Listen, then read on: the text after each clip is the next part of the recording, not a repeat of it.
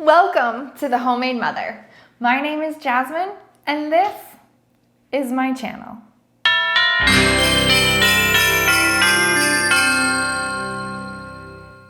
Okay, guys. It's finally acceptable time. I could have done this a while ago, but it's finally an acceptable amount of time for me to make Christmas cookies. And if you can't tell, I'm pretty sure Christmas cookies are like my favorite thing in the whole world. Okay, maybe not as much as my husband, but pretty close, pretty close. So the first Christmas cookie we're gonna do is the classic sugar cookie. I really like these cookies. They're not my favorite, but they are definitely delicious. And they're so much fun to play around with. This cookie in particular, you can do literally whatever you want with them. I love taking that liberty of just designing a way to my heart's desires with whatever I want. You know, I just feel like at Christmas time, there should be a rule that everyone has to use Christmas cookie names in place of other things they would use when they're upset or they did something wrong. You know, like, oh, gingerbread, messed up again. Or, oh, sugar cookies. I don't know why I'm getting a southern accent doing this, but I'm liking it. I'm liking it. Or my personal favorite, snickerdoodles. I think I might use that one from now on. Although the gingerbread one is pretty good. Okay, let's start doing this. So with our recipe, it's really important that you follow the recipe because I have spent way too much time perfecting these. So follow the recipe. But B, it's also important that you realize what elevation and or humidity you live in, because if no one told you, which probably no one did, that actually really affects how your baking will turn out. Long story short, if you live in a really, really, really dry environment like I do, you will probably need to add more liquid. Not to my recipe, because obviously I made it in my dry environment, and so it's catered to that. If you were in a high elevation, you also need to take that into account, especially with baking time, because it varies dramatically depending on what elevation you're at. Sounds weird, I know, but it's true. Okay, now that I've said all of that, let's start making these sugar cookies. So the very first thing that we're gonna do is we're gonna take our butter, open this baby up. Yeah, this is a KitchenAid 300. It's got horsepower like no other. Yeah, I know nothing about cars, but you know, I just get really excited about my KitchenAid. Like, honestly, I lived 2 years without this thing. Yes, just 2 years. No, okay, 3 including Australia. I grew up with a KitchenAid mixer, basically. My mom had it my whole entire life, and I didn't realize how much I loved this thing until I didn't have it. So while yes, you can do it by hand, and yes, you can also use a blender or a food processor, nothing, and I mean literally nothing, compares to a KitchenAid mixer. Nothing. So take your butter. I use melt butter. It's like a coconut replacement for butter, and it comes in sticks. The sticks are 1/2 cup, so I got 2 of them for a cup of butter. And what we're gonna do is start off by creaming our butter. What that means is you're gonna mix it up so that it gets all nice and creamy. Okay, so after you've completely abused your butter and it looks like it's falling apart / melting, because mine does, make sure to add a cup of sugar. A spoonful of time, some mixing going down. or a cookie. Oh my God, this is crunchy. What did I do to this? Okay, so if you have any incredibly crunchy parts like I did, just try to squish them down so that they, oh my gosh, are not so crunchy. Jeez. Oh, snickerdoodle. It's catching on. Okay, so you want to make sure that you're measuring out exactly and it's nice and flat and smooth. And then you're just gonna dump it in there like it didn't even matter. Turn that bad boy on again. So the consistency you're going for is still that creamy look.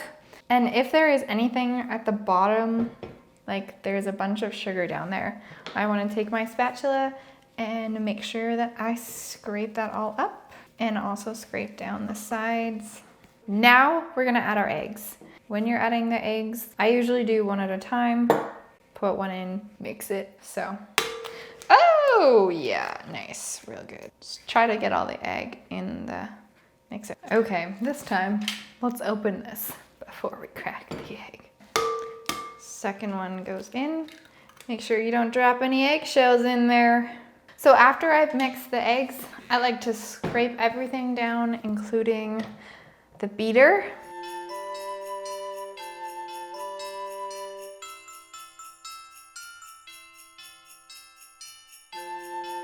What we're gonna do is add a teaspoon of vanilla and then a teaspoon of baking powder. And with the baking powder, you wanna make sure that you get it nice and flat. Now we're gonna take our gluten-free flour, which I use a Robin Hood blend.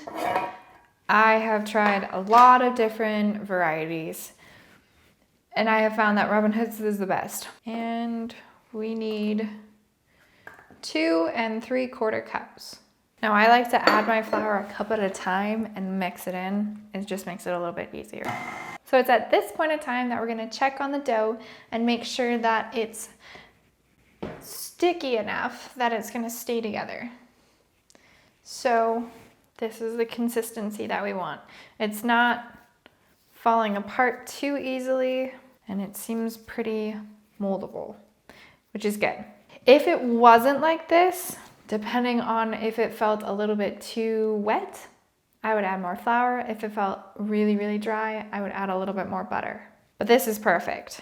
We're gonna scrape our beater, get all of that good stuff out. So when I'm looking at this dough, before I decide to roll it out, I wanna make sure that it doesn't seem too sticky. If it does, I'm gonna throw it in the fridge for at least an hour to cool down so that it's more easily workable and it's not gonna stick to our table too much. But I think this is gonna be okay for the moment. So we're gonna take a nice ball of dough, and first we're gonna add a little bit of flour to the table so that it doesn't stick too terribly. Put your dough on and add just a little sprinkle on top. Then take your rolling pin and roll it out. Now you don't want your cookies to be too thick because it'll take way too long for them to cook, but you also don't want them to be too thin because then you'll burn them really fast.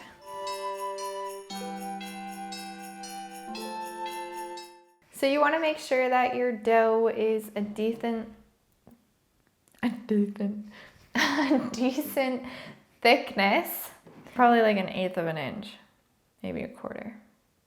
I'm really not good with measurements, so don't quote me on that. But you don't want it to be too thin. You definitely don't want to be able to see through it. If you can see the table through your dough, it's too thin. Just heads up. And now we are going to take our cookie cutters and cut out shapes. Now, with gluten-free dough, be very mindful of what kind of cookie cutters you're using. You don't want anything that's too intricate or too skinny in a certain area, because while this is a good recipe, they're still prone to break a lot easier than regular dough.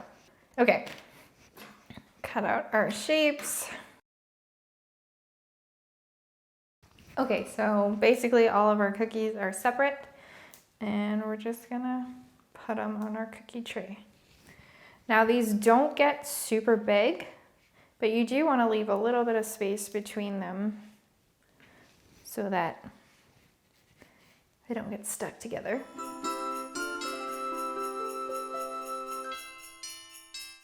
Now I'm gonna put these in the oven for 12 minutes on about 350 Fahrenheit. So our cookies are cooked and they're cooled, and this is a very important thing. You need to make sure that your cookies are very, very cold, because if you don't, you could end up really wrecking the icing. If your cookies are warm, it'll just melt and be a disaster, and I have done it, so don't do that. Right? I just feel like that was a moment of like, you know, this is Sam. Sam did blah, blah, blah. Don't be like Sam.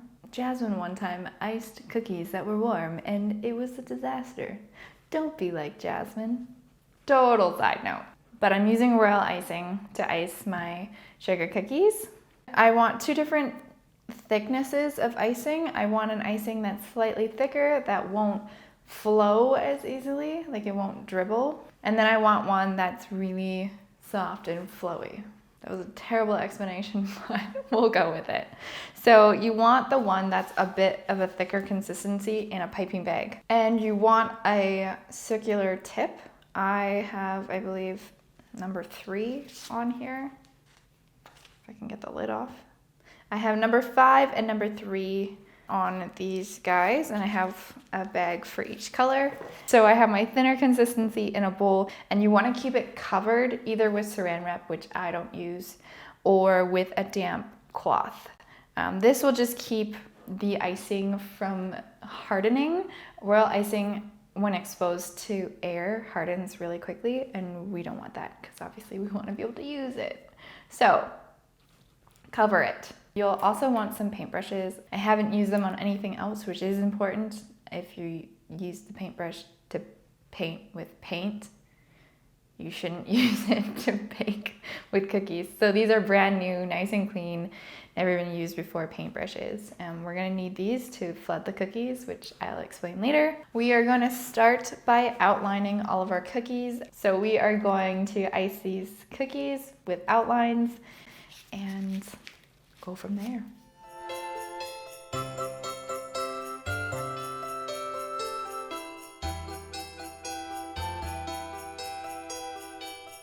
So just a few things I want to note. When you're icing, to start, you want to tap on the cookie, and then you want to hover just above the outline that you're making.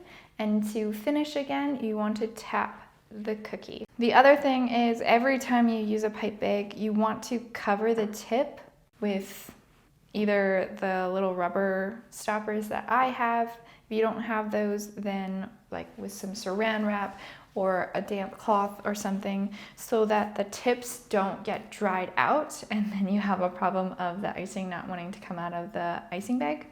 So just make sure that when you are using your icing bags that they're tied off on the top and they're covered on the bottom when you're not using them. So our border icing has dried. Now what we're gonna do is what's called flooding. So we're gonna take our icing and we're just gonna give it a good stir. Stir in any moisture or bubbles. And then what we're gonna do is take our cookie and a paintbrush, and we're going to swirl the paintbrush, try and get as much icing on it as possible, and then onto our cookie. And you just want to keep doing that until you think you have enough icing on your cookie to fill it. I think I have enough. And what I'm going to do is I'm going to spread it out right to the edges. And your icing should be flowing enough like that when you spread it out, it starts to sink in and disperse evenly across the whole cookie. That's the consistency that we're wanting. I'm just gonna flood all of these cookies with icing, and then we're gonna go from there.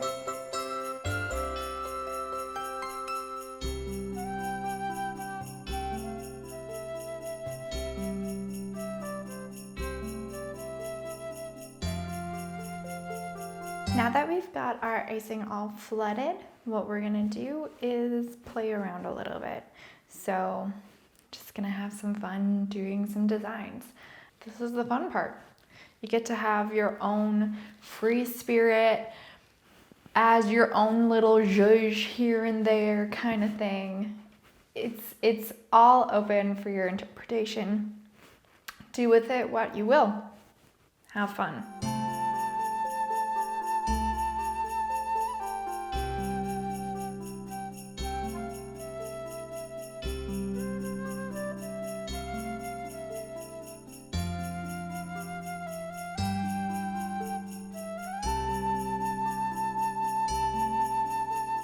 All right, I'm done decorating. Thank you guys so much for watching today's video. I hope you enjoyed it. I hope you got a little bit inspired, and I hope that this video helped you become just a little bit more homemade. Thank you all for watching, and stay tuned for next week when we do our second Christmas cookie. Ta-ta for now.